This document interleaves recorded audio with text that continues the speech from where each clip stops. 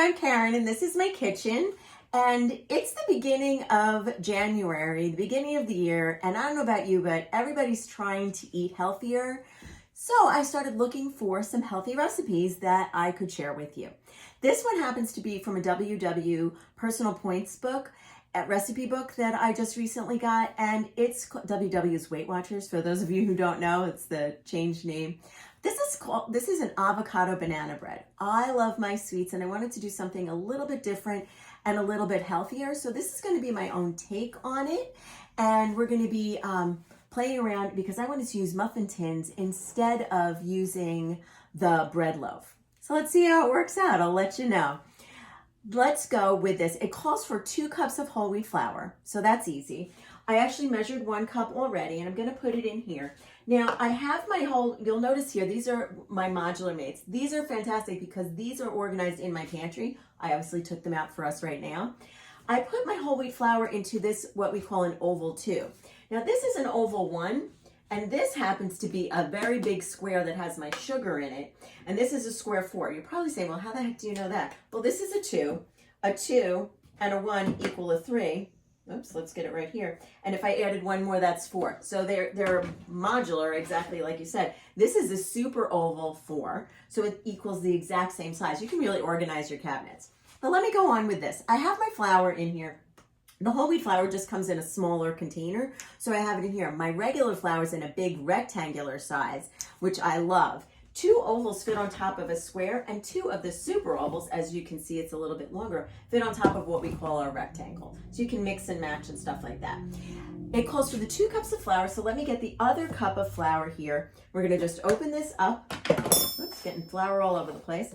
And I'm gonna, in this case, spoon out my flour easily. When you have it in a rectangle size, you're not spooning it out. I can just like scoop it out with my measuring cup. But because I didn't have a lot of flour, I just wanted to stick it in here. What's really nice too is you don't ever have to worry about bugs and stuff infesting your cabinets because once they're in here, it's airtight and you never have to worry about it. Everything stays fresh longer. As a matter of fact, this doesn't call for brown sugar, but if it did, my brown sugar, it's sitting there very happy and not hard as a rock or anything. So this is another cup of flour, and we're just going to close that right up. Now, what's also really nice about this, if you do have any bug issues, but you had stuff in here, like say ants decided to come out, you can actually throw this in the sink and wash it, and nothing's going to get wet because it's airtight and liquid tight. Okay, so we've got my flour in here. It also calls for 1/2 cup of sugar, which I measured out ahead of time. So I have a 1/2 cup of sugar that's going right in there. And then it calls for a teaspoon of baking powder and a teaspoon of baking soda. So I already measured a teaspoon of baking soda. Let me put that in here. And you'll see my baking powder is in here also. Now you can label them so you know, because baking soda, baking powder, they all look kind of the same. Cornstarch and things like that. So you want to maybe sometimes label it. And then I'm just going to open it up here. And I'm going to get another teaspoon out of the baking powder. And if you didn't know, since it's baking, you really should level off the measurements. Otherwise, it really doesn't work because baking is very scientific. So we've got a teaspoon each of baking powder and baking soda, and then a 1/2 teaspoon of salt. Now, how many of you remember these salt and pepper shakers from when you were a kid, or maybe your grandma had them or something like that? Now, I have my salt and pepper in here. They're great for outside, but they're also great inside. And if you live in humid climates, oh my gosh, you never have to worry about your salts getting all stiff and cakey. We change colors all the time. I've had this, I don't even know how long. How many of you actually have your grandmother's salt and pepper shakers? Or pitchers or something like that. Did you know Tupperware is warranted forever against breaking, chipping, cracking, or peeling?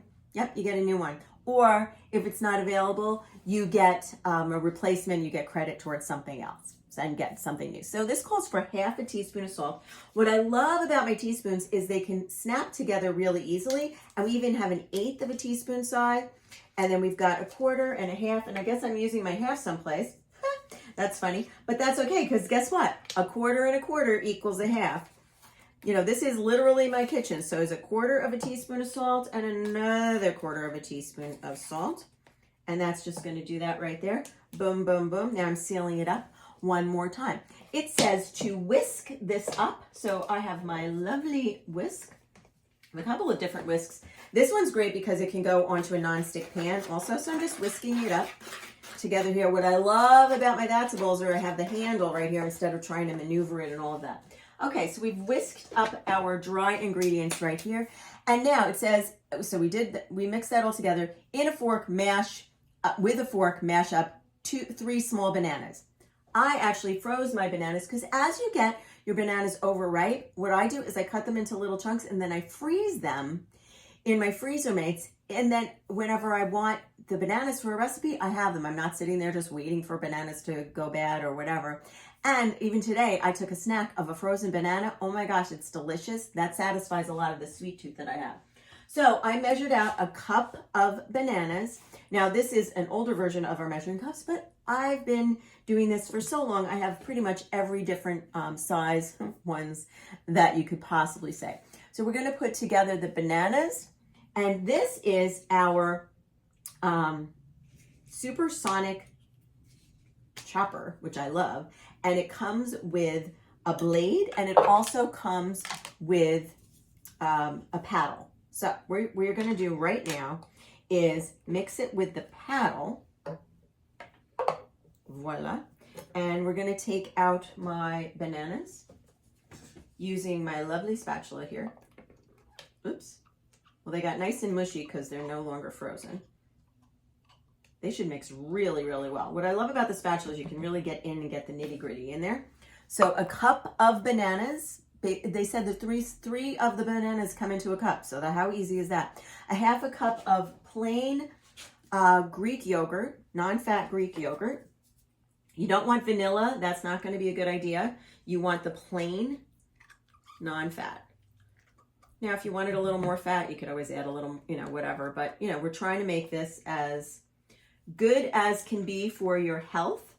And that's what I love about these recipes. You can always take something that you might have had a little bit more fattening, more things in it that aren't so good for you, and just change it up a little bit. So we've got half a cup of the Greek yogurt, and we also need 2 teaspoons of, we need 2 teaspoons of vanilla. So I've got this humongous thing of vanilla right here. I'm going to have to put my 2 teaspoons of it. I'm going to do it over here because sometimes this one, I don't know why, it splashes out and then it goes all over the place with me. So that's 1 teaspoon. This is why you also don't want to have the vanilla Greek yogurt. It also, when you do that, when you get the flavored ones, they add different things in there, so you don't want to do that. So whisk in the yogurt, vanilla, and eggs. Okay, and my 2 eggs. So I have 2 large eggs, which technically you shouldn't just do it over that in case the shell goes in, but hey, I'm living life on the wild side. All right, got my 2 eggs here. Now I tend to buy organic everything, or as much as I can, but that's totally up to you. It's just healthier, obviously. And I'm going to take my spatula and just get down some of this right here. What I love about this supersonic chopper, yogurt doesn't like me very much, is that it just mixes and blends everything so perfectly. Watch this. Oh, here we go. I mean, I am literally just mixing it all together there. 1, 2, 3. Oh, it's beautiful. Look how pretty that is. All right, so we've got this here, just like so. Now, we also need an avocado. Now, what it says to do with the avocado is to make it as smooth as possible. So I'm going to actually grab an older version of our supersonic chopper, but notice it matches, right? What's really cool, it's the older version, it's just a slightly different pull thing, but it actually works the same way. And I'm going to put my avocado in here because it calls for in the recipe a small food processor. And that's what this is. It's a food processor. Okay, so I had my blender part in here because I wanted to blend it. And then we have the chopper part also. I'm going to take my avocado. Now I just split my avocado beforehand. A really neat tip that my friend told me, and I love this tip, is that if your avocado gets really ripe, you can put it in the fridge and it's going to last. And it really lasts. And I was so happy because I don't know about you, but I used to take my avocados and they would go bad pretty darn quick because they do. And then I was losing them because I didn't get to use them. I thought I was going to use them and stuff like that. So I'm going to take about half my avocado in here first. What's neat about these supersonic choppers is the top coordinates like this, so you can actually buy a set of these. You could buy them individually, so the small and then the large, or you could buy it as a set and it comes out less expensive because you actually maneuver both the top and the bottom. So you can see it's here, it's getting along here. I use this for my garlic, I use it for onions, I use it really for everything. That's why it's literally right under here. I'm going to take the rest of the avocado because I just want to really smush it up and get that. I had taken out there were just a couple of bad spots in here, so I did that. This avocado was sitting in my fridge for quite a little bit. All right, and we're going to make the rest of it. And what's neat is the less times that you pull, the more like bigger chunks, and the more times that you pull, you're going to get it to be nice and smooth, whether it's an avocado or you're doing onions. So if you really wanted to take your onions and almost make them very, very, very fine, you're going to chop a lot. If you don't, you do it a little bit differently. Okay, so look at this. See the difference? Look right there. I've got my avocado. It's nice and smooth. And what it says to do is it says to take the banana, look at me, I'm reading it as we go along. Whisk the avocado into the bananas. All right, so we're adding my avocados now into my banana mixture. And I have the paddle in here right now, so I didn't need to use the blade because I used the blade on it here. Now, I could have put the avocado in the whole food processor, but I think because it was small enough that it made much more sense, and the blade's going to really get into it in the smaller chopper here. Now, what's neat is with both of these things, there's a blade cover, and with this, so now I took it out thinking I was going to use the blade, but I'm not, so now I'm going to just close it like this. You can actually do an entire cake mix in here or whatever. We're going to now mix my banana mixture and my avocados. Just get that together over here, and here we go. And so this is the food processor. Now, you can use this if you're camping, on a boat. I have my big, humongous food processor that I got when I got married, and you know where it is? Under here in the middle of my peninsula, because honestly, I can't take that out all the time, and I don't have a lot of space in my kitchen. So this works just perfectly, and it's fantastic. And watch, you're just gonna do this. Oh my gosh, you guys, hold on. It's so creamy. Ooh, it's exciting, actually. It smells really good, too. All right, I'm going to take out my little blender, and you're going to see, I wish you could smell the bananas, but they smell great. Look at this green concoction. So that's going to be what's funny, because you're going to see this green concoction, and you're going to go, what the heck is that? But that's okay. It's just the avocado. Add the banana mixture and to the flour and stir well until combined. So we are going to do that like this.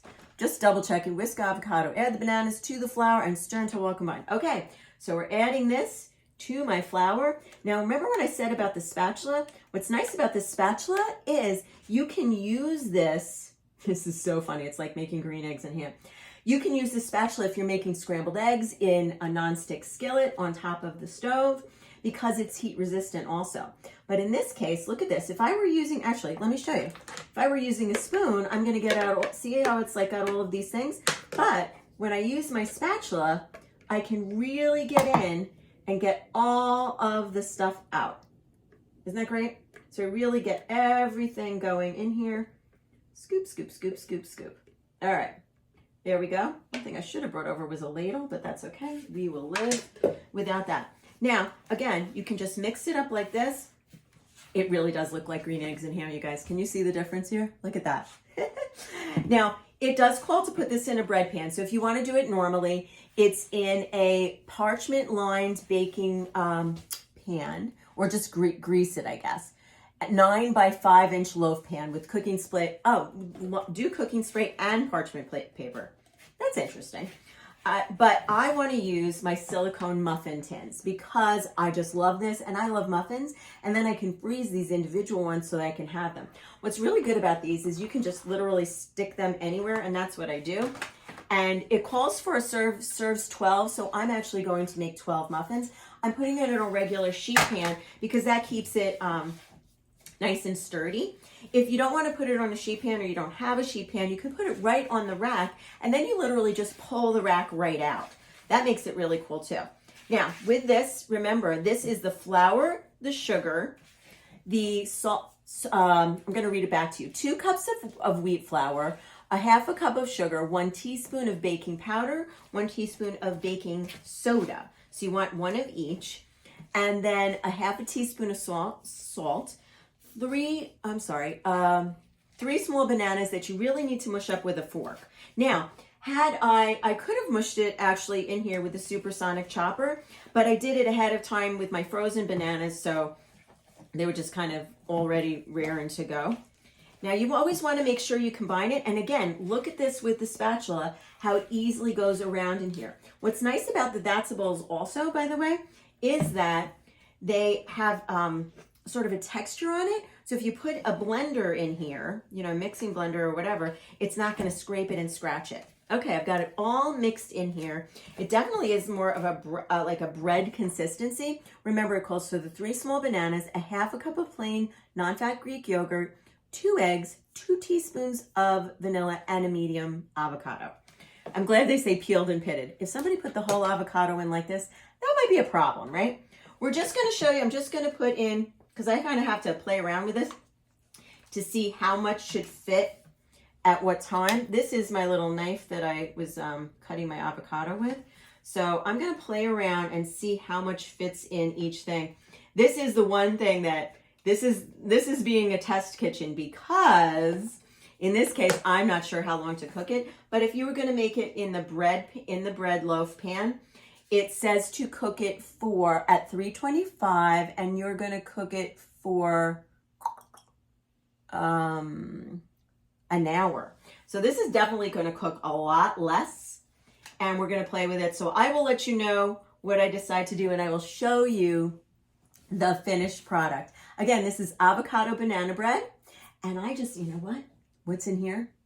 These are some chocolate chips. I'm going to make half of them with chocolate chips. I know that's not exactly going with the low-cal, healthy eating, but chocolate is really good for you too. It's nice to have a little bit of it. So if you like chocolate and you want to add a little bit to it, go right ahead. And still, you're getting a healthier kind of a baked good. I want you to have a wonderful day. Let me know if you make this. And if you want to come over, if you're not already in it, come on over to Facebook to my group Cook Time Trailblazers. So it's Cook Time Trailblazers on Facebook. It's a great community. We do lots of cooking classes. We play fun games. We have lots of shared recipes and things like that. And I'd love to see you over there in the group. Have an amazing day and a healthy day.